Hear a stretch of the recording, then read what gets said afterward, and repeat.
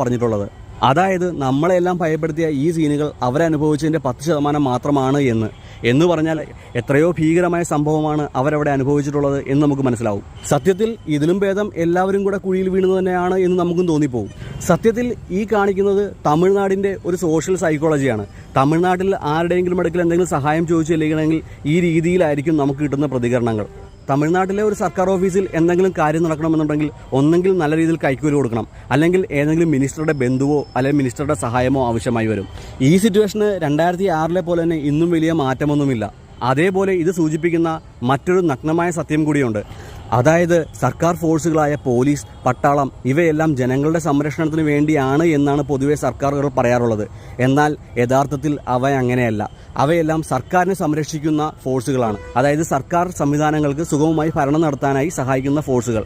അതുമല്ലെങ്കിൽ സർക്കാരിൻ്റെ ഭാഗമായ മന്ത്രിമാർ അല്ലെങ്കിൽ ഉദ്യോഗസ്ഥർ